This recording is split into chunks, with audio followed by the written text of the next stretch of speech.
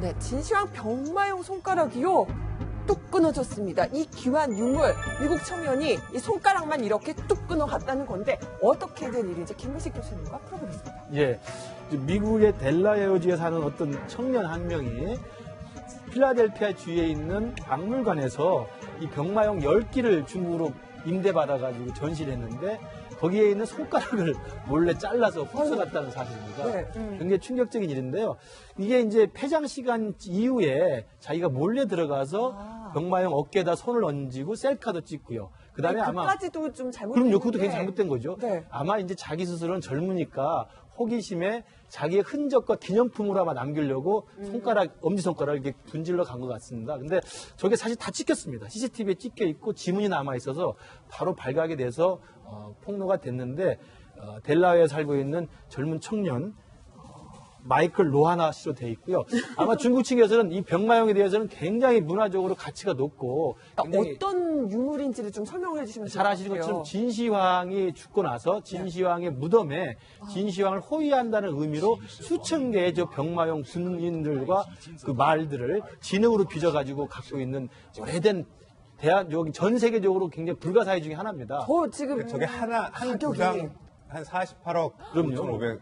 왜냐하면 저게 네. 진시황 때니까 수천 년 된 네. 품이잖아요. 근데 가보면 정말 장관입니다. 지하로 어마어마하게 많습니다. 근데 중국도 그렇고, 그러니까는 역사가 깊은 나라들은 저 문화 유산을 이제 이렇게 발굴하는데 단시간에 하는 게 아니라 평생 계속 하거든요. 지금도 계속 저기에서는 계속 발굴을 하고 있어요. 근데 그 중에서 10기씩 몇 기씩 이제 전 세계 박물관에 이제 대여를 해주는 건데 손가락을 그냥 부러뜨린 거죠. 그러니까 저게 중국 정부가 했던 미국 박물관에다가 빌려준 거잖아요. 그렇죠. 그렇기 때문에 1차적인 보관 책임이 미국 박물관한테 있단 말이에요. 그러면 이 미국 박물관이 일단은 저거 손해배상 해줘야 될 것 같아요. 해줘야 돼요. 그러네요. 해주고 그 다음에 이제 이게 직접 이 행위를 한 이 24살 청년에게 구상 청구를 하거나 뭐 이렇게 될 것 같은데 과연 24살 친구가 자격이 근데 저런 거는 있을지는. 가격을 어떻게 책정을 할까요? 저렇게 했을 때 지금 하나가 뭐 하나가 48억 얼마면 원인데 손가락 하나는 얼마 될지. 궁금하네요. 글쎄 만약에 저게 이제 미술품 경매에 나온다면 구매 예상가 정도로 할 수 있고 일단은 저 값어치는 언제 나오냐면 네. 저런 미술품이나 골동품을 다른 나라에 뭐 다른 장소에 대여할 때 대부분의 경우에 다 보험을 들지 않습니까? 네. 그 보험을 책정할 때 값어치를 산정을 하거든요. 그 보험사에서 아마도 뭐 보험이 들어 있을 것 같고 중국은 그 보험회사에서 배상을 받겠죠. 그리고 그 이제 보험회사가 실제로 손가락을 부러뜨린 그 청년한테 뭐 구상하는 방법으로 해결이 될 것 같은데 네.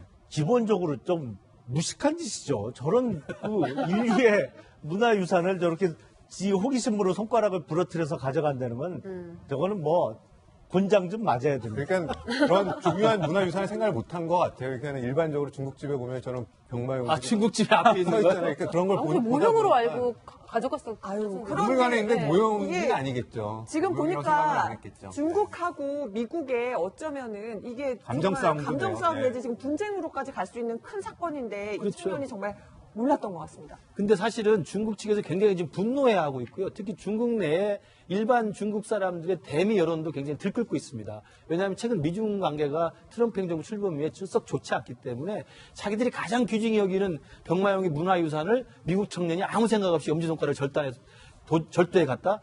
이 부분에 대해서는 아마 중국 측에서는 굉장히 민심이 들끓 것 같고 미국에서는 뭐 이제 계약된 대로 만약에 손해배상 할 게 있으면 하고 그 청년은 예술품 절도죄로 기소를 한다고 하는데 그런 법적 절차가 마무리되는 것 뿐만 아니라 아마 미중 사이의 감정 싸움도 아마 잘 정리가 돼야 될 것 같습니다. 네. 자, 미국에서 벌어진 일까지 저희가 짚어봤고요.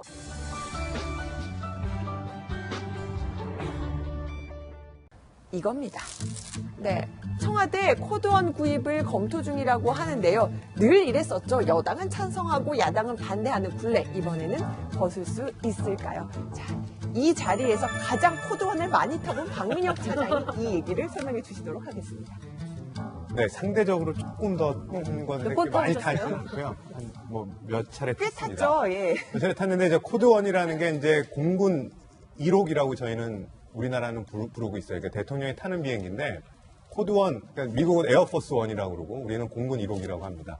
근데 이게 비행기를 사느냐 아니면 빌려서 타느냐의 문제입니다. 그래서 사서 대통령이 타면 전 용기가 되는 거고요. 네. 빌려서 타면 전 세기가 되는데 근데 지금 이제 논란이 되고 있는 거는 매번 정부 때마다 청와대가 이제 말은 못 하는데 알아서 국회가 이제 돈을 예산을 책정해 주니까 이 지금 타고 다니는 대통령의 저 전세기는 약간 규모도 작고 그다음에 비용도 임차를 할 때 구매보다 사실상 더 많이 든다 이런 이유에서 전용기 아예 비행기를 사자 이런 논의가 계속 매 정부마다 있습니다. 네. 그런데 이번에도 이제 조금씩 솔솔 나오고 있는데 입장 바꾸는 거 생각해 보면 야당인 경우에 여당 대통령이 타는 거니까는 야당 쪽에서 탈 일이 없잖아요. 그러니까는 돈을 예산해 주기가 싫은 거예요. 그러니까는 야당이 되면 여당이나 청와대에서 비행기를 사자라고 얘기를 하면 안 됩니다. 이 엄청나게 이 경제 위기 속에 무슨 비행기 삽니까라고 반대를 해요. 근데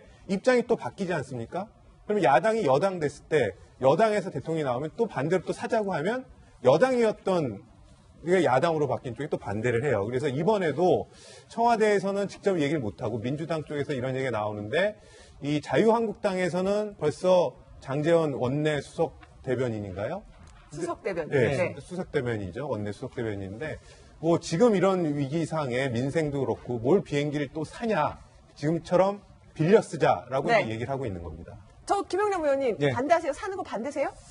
이명박 정부 매번 때랑- 이제 네. 입장이 바뀌면서 이제 야당은 항상 반대하고 지금 민주당이 야당일 때도 또 반대했었거든요. 전용기 도입에 대해서.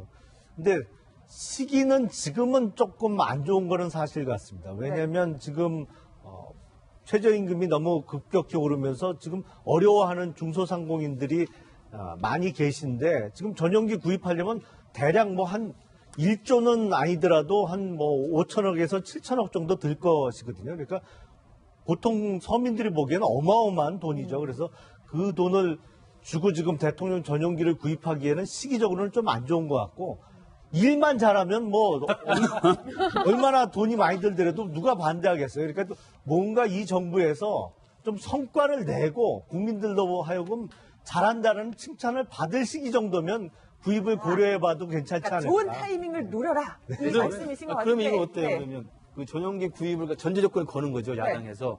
그런데 북핵 문제 해결에 진전이 있으면 아니면 경제 성장률 5% 이상이면 이게 5%좀 어려워보이겠는데. 굉장히 어려운 정책. 아마 네. 그렇게 가게 됐을 경우는 영원히 전용기 도입이 어려울 것 같고요. 저는 시기적으로 사실 지금 논의가 될 수밖에 없는 이유가 2020년에 5년 임대가 만료잖아요. 네. 그러면 이제 전용기를 만약 도입한다 그러면 예산을 정리하고 여기에 대해서 입찰을 해야 되고 입찰을 하게 되면 이거를 제작하는 시간이 필요할 것 아니겠습니까? 그러니까 가타부터 여부에 대해서 결정을 짓는 거는 여야가 의견을 모아갖고 결정을 하겠지만 시기적으로 아마 지금 정도에서 얘기를 해줘야 이 부분에 대한 논의가 이루어질 수 있을 거라고 보고요. 임종석 비서실장이 중이 제 머리 못 가는다 뭐 이런 얘기 하게 됐는데 결국은 국회에서 예산을 통과시켜야 되는 논의인지라서 저는 뭐 이 부분에 있어서는 자유한국당이 조금 더 적극적으로 나서주는 것도 방법이지 않을까. 저는 개인적으로는 북한 비핵화만 이뤄낸다면 뭐 얼마든지. 전용기 아니라 뭐 몇 대라도 사드릴 수 있어요. 다른 나라는 어때요? 다른 근데 나라 전용 북한 전용기가 있나요? 네. 박명 차장이 이제. 그 말에 중요하네요. 앞서서 사실관계를 바로 잡으면 네. 이명박 정부 때 이제 당시 새누리당이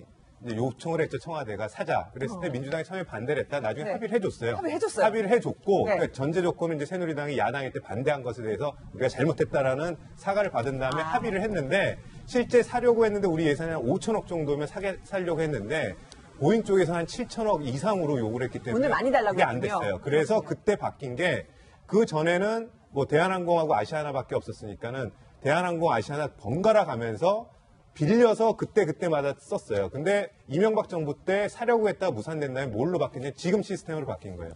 5년 비행기를 빌린 거죠. 5년 동안 비행기를 빌려서 한 차례 박근혜 정부 때 한 차례 한번 갱신을 했고 그래서 그 5년 기한이 2020년이면 끝나기 때문에 지금 시점에 다시 한번 논의를 해야 된다 이런 취지입니다. 질문 그때 하나- 이제 네. 사기로 합의가 됐다가도 포기한 게 이제 예산이 5천억 예산했는데 7천억 정도 든다고 하니까 그럼 또 그때 당시 야당인 민주당이 뭐 이렇게 비싼 돈 들이고 경제도 어려운데 하냐고 하도 공격을 할 것 같아서 그냥 지레 포기했던 것이죠, 사실은. 그렇군요.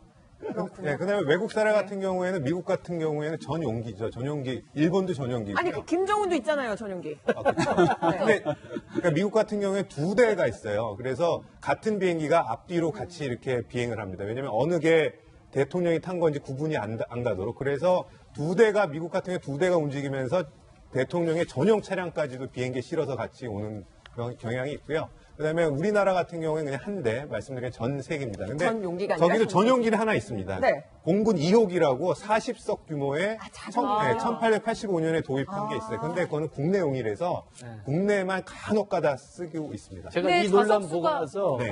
논란에 좌석수가 모자라서 네. 어차피 나머지 사람들은 그냥 이렇게 민간 비행기 타고 간다면서요. 아, 근데 그래서 결국 다 따져보면은 궁금한 빌리는 게 것보다 사는 게 오히려 더 저렴하다고 하더라고요. 근데 그거는 경우에 따라 달라요. 그러니까는 정부가 출범을 하면 미국이나 뭐 중국이나 러시아나 뭐 일본이나 주변 사강 같은 경우에는 많은 기자들이나 수행이 가잖아요. 그럴 경우에는 모자르긴 해요.